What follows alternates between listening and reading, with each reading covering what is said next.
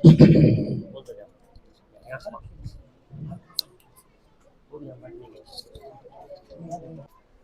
الله الرحمن الرحيم. الحمد لله رب العالمين، والصلاة والسلام على سيد الأنبياء والمرسلين وعلى آله وأصحابه أجمعين.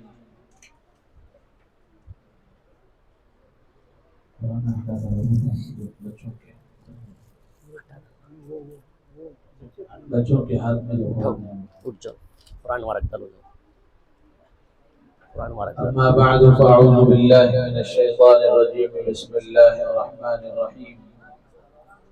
إنا سنلقي عليك قولا ثقيلا. صدق الله العظيم. عن العرباض بن سارية رضي الله تعالى عنه قال قال رسول الله صلى الله عليه وسلم: من ختم القرآن فله دعوة مستجابة. وقال عليه الصلاة والسلام: اقرأوا القرآن فإنه يأتي يوم القيامة شفيعا، أو كما قال عليه الصلاة والسلام. قابل احترام حضرات علماء کرام، پردہ نشین خواتین اسلام، عزیز طلبہ اعزام اور آئے ہوئے اس مجلس کے حاضرین باتمکین،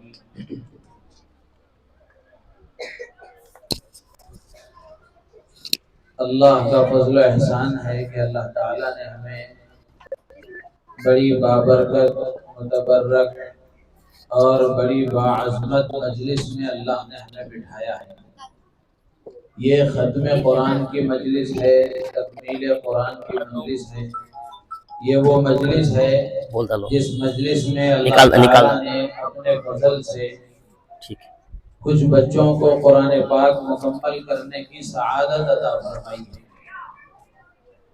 اس مجلس کی اہمیت کا اندازہ آپ اس بات سے لگا سکتے ہیں کہ رئیس المفسرین حضرت عبداللہ ابن عباس رضی اللہ تعالی عنہما کے بارے میں آتا ہے کہ حضرت عبداللہ ابن عباس رضی اللہ تعالی عنہما نے ایک شخص کو یہ ذمہ داری دے رکھی تھی کہ وہ ختم قرآن کی نگرانی کیا کریں، یعنی لوگوں کے درمیان میں وہ یہ معلوم کیا کریں کہ کہاں ختم قرآن ہو رہا ہے، کون قرآن مکمل کر رہا ہے، کون قرآن آج مکمل کر رہا ہے، اس کی نگرانی کرے، معلوم کرے۔ وہ اس لیے تاکہ ختم قرآن کی مجلس میں شرکت کی جا سکے۔ امام نووی رحمۃ اللہ علیہ نے لکھا ہے کہ ختم قرآن کی مجلس میں شرکت کرنا، تکمیل قرآن کی مجلس میں شریک ہونا، دعا میں شریک ہونا، یہ مستحب ہے، بڑی برکت والا عمل ہے۔ تو اس لیے جو اس وقت یہاں اس مبارک مجلس میں شریک ہیں، بڑے قابل مبارکباد ہیں۔ اللہ تعالی ہم سب کے جمع ہونے کو قبول فرمائے۔ جب حضرت مولانا انصر صاحب نے مجھ سے یہ کہا کہ آپ اس مجلس میں تشریف لائیں، تو میں نے اپنی سعادت سمجھ کر اس میں حاضری کی، حامی بھر لی کہ انشاءاللہ ضرور میں اس میں شرکت کروں گا، اس لیے کہ بڑی مبارک مجلس ہے، رحمتوں کے نازل ہونے کی جگہ ہے، برکتوں کے اترنے کا یہ موقع ہے۔ تو اس لیے جو اس وقت یہاں آئے ہیں ان کو اس کا اندازہ ہونا چاہیے کہ یہ مجلس کتنی بابرکت مجلس ہے۔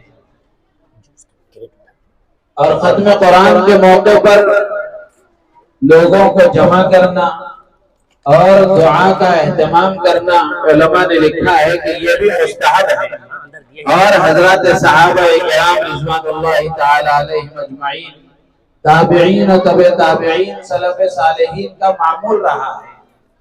حضرت انس رضی اللہ تعالی عنہ جلیل القدر صحابی ہیں، خادم رسول ہیں۔ حضرت انس رضی اللہ تعالی عنہ کے بارے میں آتا ہے کہ جب ان کا قرآن مکمل ہوتا، اللہ نے بڑی لمبی عمر عطا فرمائی اور بڑی آل اولاد بھی اللہ نے کثیر تعداد میں عطا فرمائی تھی۔ حضرت انس رضی اللہ تعالیٰ عنہ کے بارے میں آتا ہے کہ جب قرآن ختم ہوتا تو وہ اپنے گھر والوں کو، اہل و عیال کو جمع کرتے اور جمع کر کے دعا کا اہتمام کرتے تھے۔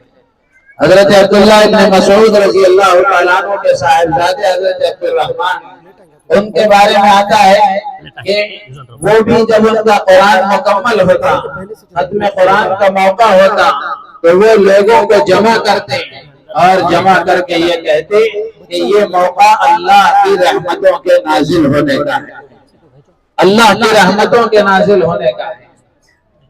حضرت مجاہد رحمت اللہ علیہ، ان کے بارے میں آتا ہے، وہ فرماتے ہیں کہ ان الرحمت تنزل عند خاتمۃ القرآن، کہ ختم قرآن کے موقع پر، تکمیل قرآن کے موقع پر اللہ کی رحمتیں نازل ہوتی ہیں۔ تو جس مجلس میں میں اور آپ شریک ہیں، اللہ کی رحمتوں کا یہاں نزول ہو رہا ہے، برکتوں کا نزول ہو رہا ہے، ہمیں اس کا یقین رکھنا چاہیے۔ اور اسی طریقے سے اس موقع پر دعائیں قبول ہوتی ہیں، دعاؤں کی قبولیت کا موقع ہے۔ میں نے خطبے میں حدیث پڑھی، حضرت عرباض بن ساریہ رضی اللہ تعالیٰ عنہ اس کے راوی ہیں، اللہ کے رسول علیہ السلام کا ارشاد و نقل فرماتے ہیں کہ اللہ کے نبی علیہ السلام نے فرمایا، من ختم القرآن فلہ دعوۃ مستجابہ، کہ جو قرآن مکمل کرتا ہے اس کی ایک دعا ضرور قبول ہوتی ہے۔ ختم قرآن کے موقع پر دعا کی قبولیت کی اللہ کے نبی علیہ السلام نے بشارت سنائی ہے۔ تو اس لیے یہ موقع دعاؤں کی قبولیت کا ہے، اللہ کی رحمتوں کو حاصل کرنے کا ہے، اللہ کی طرف سے نازل ہونے والی برکتوں کو اپنے اندر سمیٹنے کا ہے۔ تو اللہ تعالی ہمارے جمع ہونے کو قبول فرمائے، ان بچوں کے پڑھنے کو اللہ تعالیٰ قبول فرمائے، اور ان کے اساتذہ کے پڑھانے کو اللہ تعالیٰ قبول فرمائے۔ قرآن کی تلاوت کرنا، قرآن کا پڑھنا، یہ بڑی سعادت مندی کی بات ہے، بڑی سعادت مندی کی بات ہے۔ اللہ کا یہ کلام قرآن پاک بڑا عظیم الشان کلام ہے۔ زیادہ موقع نہیں ہے تفصیل کا، مختصر میں بات عرض کروں گا کہ قرآن پاک اللہ کا بڑا عظیم الشان کلام ہے۔ جیسے دنیا میں بہت سارے لوگوں کے، بہت ساری چیزوں کے حقوق ہم سے متعلق ہیں، ماں باپ کے حقوق ہیں، اولاد کے حقوق ہیں، رشتہ داروں کے حقوق ہیں، پڑوسیوں کے حقوق ہیں، انسانوں کے حقوق ہیں۔ ہمارا مذہب تو اتنا مہذب ہے کہ اس میں انسانوں کے تو کیا، جانوروں کے بھی حقوق بتائے گئے ہیں۔ تو جب ہر چیز کا حق ہے تو یہ اللہ کا اتنا عظیم الشان کلام اور اتنا بابرکت کلام، کیا اس کا ہم پر کوئی حق نہیں ہے؟ یقیناً اس کے بھی حقوق ہیں۔ تو ایک مسلمان پر قرآن کے کیا حقوق ہیں، اور ایک مسلمان کو قرآن کے حقوق کا کتنا لحاظ رکھنا چاہیے، حضرات علماء کرام نے بڑی تفصیل کے ساتھ اپنی کتابوں میں اس کو تحریر فرمایا ہے۔ قرآن پاک کا سب سے پہلا حق ہے کہ قرآن پاک کی عظمت ہمارے دلوں میں ہو، قرآن پاک کی عظمت ہمارے دلوں میں ہو، ہمارے دل میں قرآن کی عظمت یہ ہو کہ یہ اللہ کا کلام ہے اور اللہ کا بابرکت کلام ہے اور اللہ کا عظیم الشان کلام ہے۔ علماء نے لکھا ہے کہ کائنات میں صرف ایک چیز ایسی ہے جس کا براہ راست تعلق اللہ کی ذات سے ہے، جس کا براہ راست تعلق اللہ کی ذات سے ہے، ورنہ اس کے علاوہ جتنی چیزیں ہیں سب اللہ کی مخلوق ہیں، پیغمبر اللہ کی مخلوق ہیں، حتیٰ کہ کعبۃ اللہ بھی اللہ کی مخلوق ہے۔ لیکن قرآن ایک ایسی چیز ہے، قرآن ایک ایسا کلام ہے جس کا براہ راست تعلق اللہ کی ذات کے ساتھ ہے، یہ اللہ کی ذات سے نکلا ہوا کلام ہے۔ تو آپ اندازہ لگائیں کہ کتنی بڑی عظمت اس کی ہے، کتنا بڑا عظیم الشان یہ کلام ہے، تو ہمارے دل میں اس کی عظمت ہونی چاہیے۔ یہ قرآن کا پہلا حق ہے کہ ہمارے دلوں میں قرآن کی عظمت ہو۔ اللہ تبارک و تعالی نے قرآن پاک میں نبی پاک صلی اللہ تعالی علیہ وسلم سے فرمایا، اِنَّا سَنُلْقِي عَلَيْكَ قَوْلًا ثَقِيلًا، کہ نبی جی ہم آپ پر ایک بھاری بھرکم وزنی کلام نازل کرنے والے ہیں، آپ پر ڈالنے والے ہیں۔ قول ثقیل، وزنی اور بھاری کلام۔ علماء نے لکھا ہے کہ یہاں وزنی اور بھاری کا مطلب یہی ہے کہ یہ عظمت والا کلام ہے، فضیلت والا کلام ہے، عظمتوں والا کلام ہے۔ جیسے کسی کی اچھی اور عمدہ بات پسند آ جائے اور کسی کا بیان پسند آ جائے، کسی کی کوئی اچھی بات، عمدہ بات پسند آ جائے، تو ہمارے درمیان میں، ہماری اردو میں، عام محاورے میں، عام لوگوں کی بول چال میں کہتے ہیں کیا بھاری بات بولے، کیا بھاری بات بولے۔ تو بالکل اسی طریقے سے قرآن پاک میں اللہ تعالیٰ نے نبی سے فرمایا کہ ہم آپ پر قول ثقیل ڈالنے والے ہیں۔ تو یہ قول ثقیل عظمتوں والا کلام ہے، اس کی عظمت کا اندازہ ہم اس بات سے لگا سکتے ہیں کہ قرآن کتنا وزنی، کتنی عظمت والا، کتنا عظیم الشان کلام۔ اللہ نے قرآن کو آسمانوں پر نازل کیا، زمین پر نازل کرنا چاہا، پیش کیا۔ قرآن میں اللہ نے خود فرمایا اِنَّا عَرَضْنَا الْأَمَانَةَ عَلَى السَّمَاوَاتِ وَالْأَرْضِ وَالْجِبَالِ فَأَبَيْنَا أَن يَحْمِلْنَهَا، کہ ہم نے یہ قرآن آسمانوں کے سامنے پیش کیا کہ ان پر نازل کیا جائے، زمینوں پر پیش کیا، پہاڑوں پر پیش کیا، لیکن اللہ کا یہ کلام اور اتنا وزنی اور بھاری کلام، اتنا عظیم اور عظیم الشان کلام اٹھانے سے آسمان بھی عاجز آ گئے، زمین بھی عاجز آ گئی، پہاڑ بھی عاجز آ گئے۔ اللہ نے یہ کلام اپنے پیغمبر حضرت محمد رسول اللہ صلی اللہ تعالی علیہ وسلم پر نازل فرمایا۔ اس کی عظمت کا اندازہ اس سے لگایا جا سکتا ہے کہ ام المومنین حضرت عائشہ صدیقہ رضی اللہ تعالی عنہ فرماتی ہیں کہ اللہ کے نبی علیہ السلام پر جب وحی نازل ہوتی، یہ قرآن اللہ کی طرف سے حضرت جبرائیل لے کر آتے، اور اللہ کے نبی پر جب یہ قرآن نازل ہوتا تھا تو ام المومنین حضرت عائشہ صدیقہ رضی اللہ تعالی عنہ فرماتی ہیں کہ سخت سردی کا موسم ہوتا، لیکن جب وحی کا نزول ہوتا تھا تو وحی کے نازل ہونے کے بعد، نزول کے ختم ہونے کے بعد اللہ کے نبی علیہ السلام کی پیشانی سے پسینہ بہنے لگتا تھا۔ آپ اندازہ لگائیں کتنا وزنی کلام۔ روایتوں میں آتا ہے کہ اللہ کے نبی علیہ السلام پر جب یہ کلام نازل ہوتا تو آپ بوجھ محسوس کرتے، تکلیف محسوس کرتے، اور اس کے وزن کا احساس ہوتا تھا اللہ کے نبی علیہ السلام کو۔ حضرت زید بن ثابت رضی اللہ تعالیٰ عنہ فرماتے ہیں کہ ایک مرتبہ اللہ کے رسول علیہ السلام پر وحی نازل ہونے لگی۔ اللہ کے نبی علیہ السلام کے بغل میں بیٹھا ہوا تھا۔ اللہ کے نبی علیہ السلام کی ران میری ران پر پڑ گئی۔ تو جب آپ پر وحی نازل ہوتی تھی تو آپ کے جسم پر بھی اس کا اثر ہوتا تھا۔ حضرت زید بن ثابت رضی اللہ تعالیٰ عنہ فرماتے ہیں کہ وحی جب نازل ہوتی تھی تو آپ کا جسم بھی وزنی ہو جاتا تھا اس کلام کے وزن سے۔ تو حضرت زید بن ثابت رضی اللہ تعالیٰ عنہ فرماتے ہیں کہ آپ کے ران کے میرے ران پر پڑنے کی وجہ سے ہمیں ایسا محسوس ہوا، ایسا اندازہ ہوا کہ اس سے زیادہ کوئی وزنی اور بھاری کلام نہیں ہے۔ تو میرے عزیز و دوست بزرگوں، یہ قرآن پاک کا پہلا حق ہے مسلمانوں کے ذمے میں کہ قرآن کی عظمت ہمارے دلوں میں ہو، قرآن کی عظمت ہمارے دلوں میں ہو۔ عظمت کا تقاضا کیا ہے؟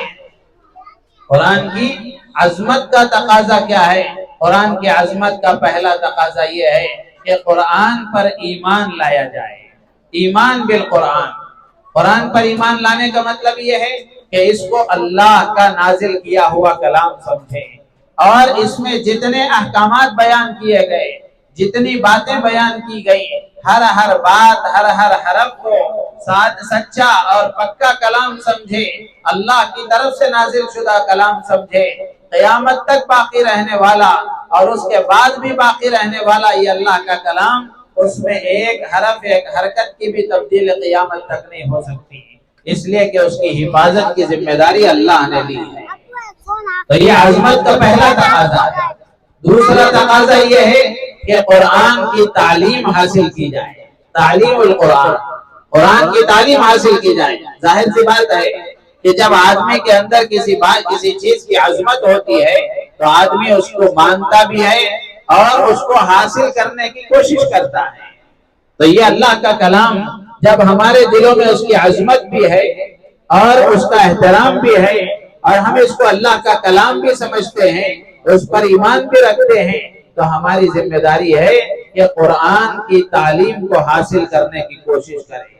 قرآن کی تعلیم کو حاصل کرنا یہ قرآن کی عظمت کا تقاضا ہے کہ خود بھی قرآن کی تعلیم سے آراستہ ہو، اپنے بچوں کو بھی قرآن کی تعلیم سے آراستہ کریں، اپنی بچیوں کو بھی قرآن کی تعلیم سے آراستہ کریں۔ امت مسلمہ کا ہر فرد، چاہے وہ مرد ہو یا عورت ہو، ہر ایک قرآن کی تعلیم سے آراستہ ہو جائے، اس کی ہم سب کو فکر کرنا چاہیے، اور یہ قرآن کی عظمت کا تقاضا ہے۔ قرآن کی عظمت کا تقاضا ہے، ہم سب سے تقاضا ہے اس کا کہ قرآن کو ہم سیکھیں، قرآن کو ہم سیکھیں۔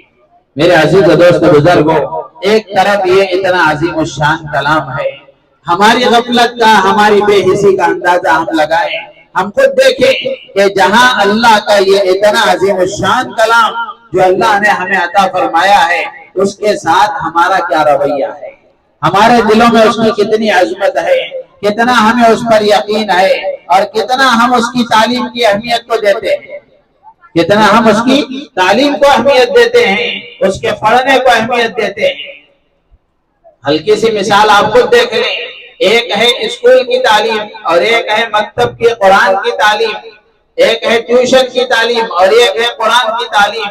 روزانہ اس کا مشاہدہ ہوتا ہے کہ ماں باپ بھی استاد کے پاس یہ حضور بیان کرتے ہیں کہ آج ٹیوشن میں زیادہ وقت لگ گیا، اور ٹیوشن والے اس کو زیادہ ترجیح دے رہے ہیں، اور ان کو زیادہ وقت یہاں گزارنا چاہیے، ان کے ایگزامز ہیں، فلاں ہیں، فلاں ہیں، فلاں ہیں، زیادہ وقت ان کا وہاں لگ جاتا ہے، اس لیے آپ اپنے وقت میں سے کچھ کم کر لیجئے، اپنے وقت میں سے کچھ کم کر لیجئے۔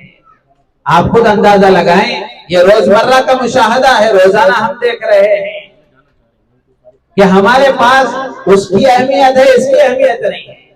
بچوں سے بھی میں عرض کروں گا، بچے بھی یہ بات غور سے سنیں، جیسے ہی ایگزامز کا زمانہ آتا ہے یا ایگزام قریب آتے ہیں، اب بچے مکتب کو خیر بات کہنا شروع ہو جاتے ہیں، وہ اس لیے کہ ٹیوشن والے اس بات پر زور دیتے ہیں کہ ایگزام کی تیاری کرانا ہے، اس لیے زیادہ وقت تم یہاں گزارو۔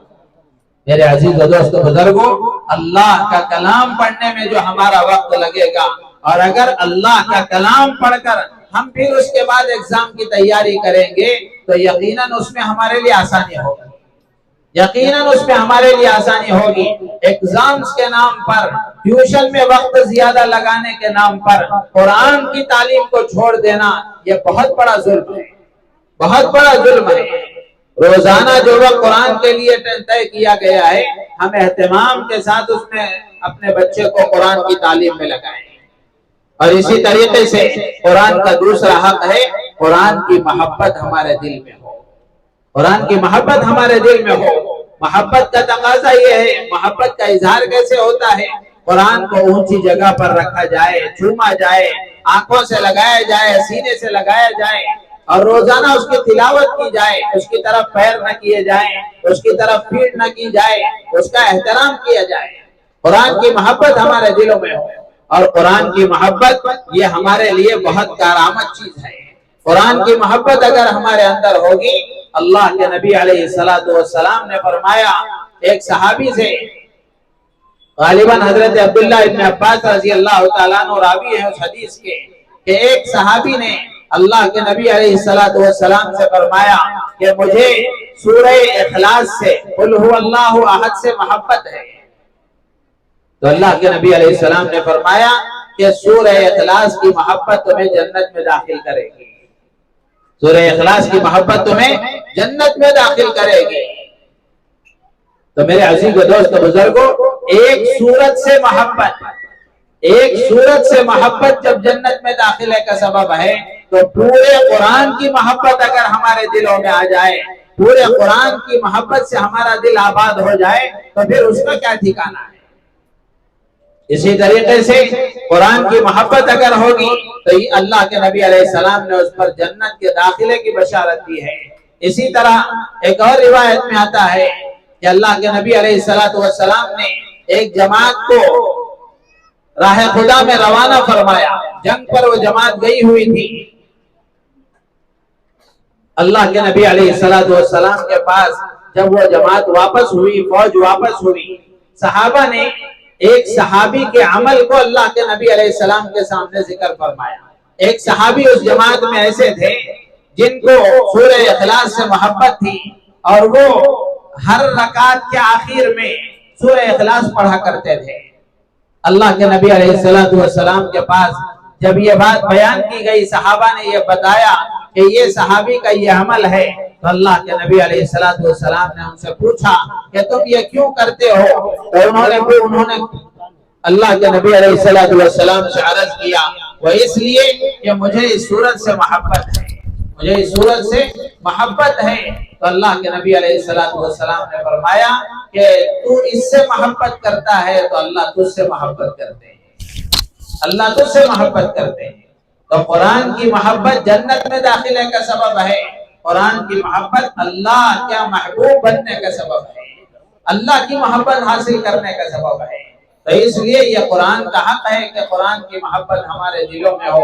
اور ظاہر سی بات ہے کہ صرف محبت باتوں کی نہیں ہوتی، محبت صرف زبانی نہیں ہوتی، عملی محبت ہے۔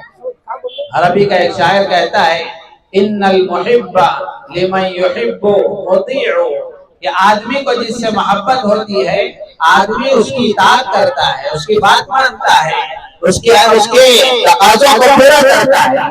تو اگر ہمیں قرآن سے محبت ہے تو قرآن کے تقاضوں کو پورا کرنا، قرآن کے تقاضوں کو پورا کرنا۔ قرآن کے تقاضے کیا ہیں؟ اسی طرح تیسرا حق ہے جو تقاضا ہے قرآن کی محبت کا، کہ روزانہ ہم قرآن کی تلاوت کریں، روزانہ ہم قرآن کی تلاوت کریں۔ مسلمان ہو اور وہ قرآن نہ پڑھتا ہو، اس سے زیادہ بدقسمتی کی کوئی اور بات نہیں ہے۔ کتنی بڑی بدقسمتی کی بات ہے کہ مسلمان ہو کر کے اس نے قرآن پڑھنا نہیں سیکھا، اللہ کے کلام کو نہیں سیکھا، جبکہ یہ اللہ کا کلام میری ہدایت کے لیے آیا تھا۔ ہر مسلمان یہ سمجھے کہ یہ کلام اللہ نے میرے لیے نازل فرمایا، ہر مرد یہ سمجھے، ہر عورت یہ سمجھے کہ یہ کلام اللہ نے میرے لیے نازل فرمایا۔ اس کا حق ہے کہ روزانہ ہم اس کی تلاوت کریں، روزانہ اس کی تلاوت کریں۔ جن بچوں نے قرآن مکمل کیا ہے میں ان کو مبارکباد دیتا ہوں، ساتھ ہی ساتھ ان کے والدین یہاں موجود ہوں گے، ان بچوں کے والدین یہاں موجود ہوں گے، تو ان کے والدین سے بھی عرض کروں گا کہ آپ کے بچے نے تو قرآن پڑھ لیا ماشاءاللہ، آپ کو بھی قرآن پڑھنا آتا ہے یا نہیں آتا ہے، یہ محاسبے کا وقت ہے، یہ جائزے کا وقت ہے۔ آپ اپنا جائزہ لیں، بچے کی والدہ بھی اپنا جائزہ لیں، بچے کی بہن بھی اپنا جائزہ لیں، بچے کے والد بھی اپنا جائزہ لیں، بچے کے دیگر بھائی اور خاندان کے افراد بھی جائزہ لیں کہ کیا ہمیں بھی قرآن پڑھنا آتا ہے۔ اگر قرآن پڑھنا آتا ہے تو بہت مبارکباد کے قابل ہے، بہت مبارکباد کے قابل ہے۔ اگر خدا نخواستہ کسی بھی وجہ سے قرآن پڑھنا نہیں سیکھا اور اس کی طرف توجہ نہیں ہوئی تو یہ مبارک مجلس میں، قبولیت والی مجلس میں مضبوط ارادہ کر لیں کہ آج ہی سے قرآن سیکھنے کے لیے روزانہ کچھ وقت فارغ کروں گا، روزانہ کچھ وقت فارغ کروں گا۔ بچوں کے والداؤں سے بھی، والدہ سے بھی ہماری درخواست ہے، اور بچوں کے والد صاحبان سے بھی ہماری درخواست ہے کہ اس مجلس میں مضبوط ارادہ کر لیں۔ قرآن سیکھنے کی کوئی عمر نہیں ہے، بڑی عمر ہے تو اب قرآن نہیں سیکھ سکتے۔ ہاں، ایک جملہ جو ہمارے لوگوں میں رائج ہے اور اکثر کہتے ہیں، سب مکتب سے تعلق رکھنے والے علماء ہیں یہاں، ان کو بھی اچھی طرح واسطہ اس سے پڑھا ہوگا کہ لوگ آ کر کہتے ہیں کہ حضرت ہم تو نہیں پڑھ سکے، کم سے کم ہمارے بچے کو تو پڑھا لیں گے۔ یہ بات بالکل صحیح نہیں ہے۔ آپ کے بچے کے پڑھ لینے کی وجہ سے آپ کے نہ پڑھنے کی کمی ہرگز پوری نہیں ہوتی، آپ کے پڑھ لینے کی وجہ سے آپ کے بچے کے نہ پڑھنے کی کمی پوری نہیں ہو جاتی۔ آپ کے نہ پڑھنے کی کمی کو پورا کرنے کے لیے آپ کو پڑھنا پڑے گا۔ آج اس بات کو درست کر لیں کہ ہم نے آج اپنے بچے کو مکتب میں داخل کیا ہے تو آج سے ہی اگر میں نے قرآن نہیں پڑھا ہے تو میں بھی مکتب میں داخلہ لوں گا۔ بالغان میں اہتمام کے ساتھ مسجد کے امام صاحب کے پاس، محلے کے کسی عالم دین کے پاس جو قرآن تجوید کے ساتھ صحیح ترتیل کے ساتھ ہمیں سکھا سکے، ایسے عالم دین کے پاس روزانہ کچھ وقت نکال کر قرآن سیکھنے کی فکر کریں۔ میرے عزیز و دوست بزرگوں اور دوسرے جتنے احباب بھی یہاں جمع ہیں، مستورات ماشاءاللہ بڑی تعداد میں جمع ہیں، مستورات سے بھی میں عرض کروں گا کہ آپ کا کام صرف یہ نہیں ہے کہ آپ بچوں کو پال پوس کر بڑا کریں، گھر کو خوشگوار بنا کر رکھیں، پاکیزہ رکھیں، پکائیں کھلائیں، سب گھروں کے افراد کی خدمت کریں، اتنا ہی کام نہیں ہے، یقیناً یہ ذمہ داریاں ہیں۔ اس کے ساتھ ساتھ اپنی آخرت بنانے کی فکر کرنا بھی ذمہ داری ہے، قرآن سیکھنا بھی ذمہ داری ہے، قرآن پڑھنا بھی ذمہ داری ہے، قرآن سمجھنا بھی ذمہ داری ہے، یہ بھی ذمہ داری ہے۔ تو اس لیے آج اس مجلس میں مضبوط ارادہ کریں کہ اللہ کے کلام کو سیکھیں گے، پڑھیں گے۔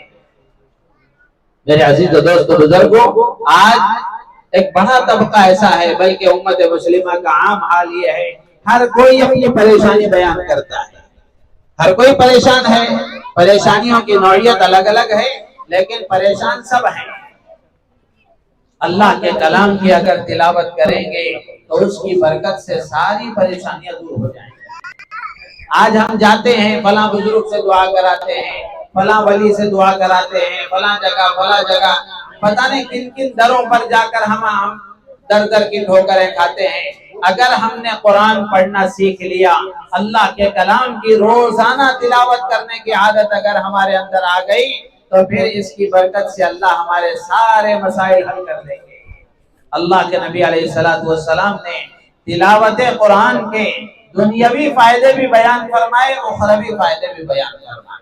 بات آ گئی تو یہ بات بھی میں عرض کروں، عموماً میں اپنی بیانوں میں یہ بات عرض کرتا رہتا ہوں کہ اللہ تبارک و تعالی نے جو دین ہمیں دیا ہے، دین کے جو اعمال ہیں، ان پر عمل کرنے پر فائدہ صرف آخرت میں ہونے والا ہی نہیں ہے، بلکہ اس کا نتیجہ، اس کا اثر اللہ تعالیٰ سب سے پہلے دنیا میں ظاہر فرمائیں گے۔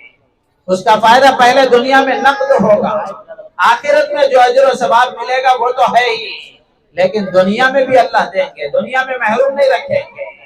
جیسے نماز ہے، نماز اگر آدمی پڑھے گا جنت ملے گی، اللہ کی رضا ملے گی، پل صراط پر سے پار ہو جائے گا، بغیر حساب کتاب کی جنت میں داخل ہو جائے گا۔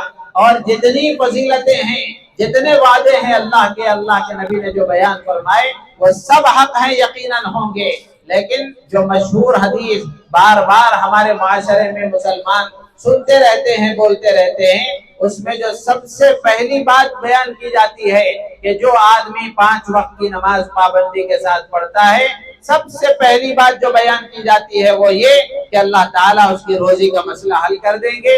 آپ بتائیں روزی کا مسئلہ آخرت کا ہے کہ دنیا کا ہے؟ دنیا کا ہے۔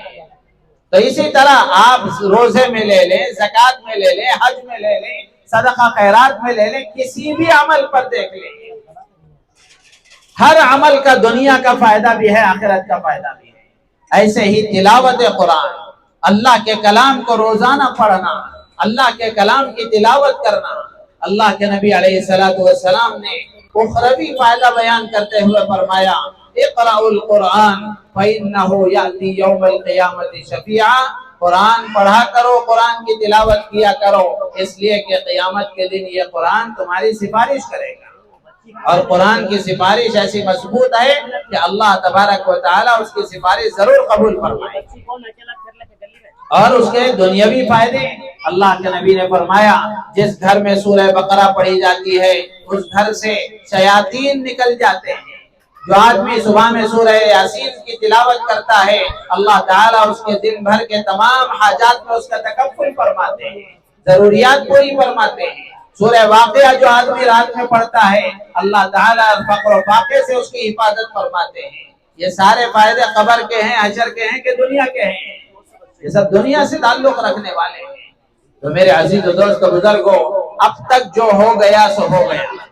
اب اس مجلس میں ارادہ کر لیں، ہر مسلمان کو اس بات کے لیے اپنے آپ کو تیار کرنا ہے کہ کہ ہمارا تعلق اللہ کے کلام کے ساتھ مضبوط ہو، ہمارا تعلق اللہ کے کلام کے ساتھ مضبوط ہو، روزانہ اللہ کے کلام کی ہم تلاوت کرنے والے بنے، روزانہ اللہ کے کلام کو محبت کے ساتھ دیکھنے والے بنے، چومنے والے بنے، اس کو بوسہ دینے والے بنے، اپنے سینے سے لگانے والے بنے، روزانہ اس کی تلاوت کرنے والے بنے۔ میرے عزیز و دوست بزرگوں، اللہ تبارک و تعالی اس کی جو برکتیں ہمیں عطا فرمائیں گے وہ ہم اپنے سر کی آنکھوں سے دیکھیں گے کہ اس کی کیا کیا فائدے، اس کی کیا کیا برکتیں اللہ ہمیں دیں گے، کریں گے انشاءاللہ۔ تلاوت قرآن کے ساتھ ساتھ قرآن میں تدبر کرنا، غور و فکر کرنا، قرآن کو سمجھنا، یہ بھی قرآن کا ہے۔ قرآن صرف تلاوت ہی کرنے کے لیے نہیں ہے، بلکہ یقیناً وہ بھی ایک حق ہے، لیکن قرآن جو اصل نازل کیا گیا ہے، نازل کرنے کا جو مقصد ہے وہ یہ کہ ہم قرآن کو سمجھیں اور قرآن کے احکامات کے مطابق عمل کریں، قرآن سمجھنے کی کوشش کریں۔ جن کو اردو زبان پڑھنا آتا ہے یا جو بھی زبان پڑھنا آتا ہے، ماشاءاللہ اللہ تعالیٰ علماء کرام کو جزائے خیر عطا فرمائے کہ ہر زبان میں قرآن کی تفسیریں موجود ہیں، ہر زبان میں تفسیریں موجود ہیں۔ قرآن کی تفسیروں کا مطالعہ کرنے کی عادت ڈالیں، قرآن کے ترجمے پڑھیں، کسی عالم دین کی نگرانی میں، آزاد ہو کر کے نہیں، کسی عالم دین کی نگرانی میں۔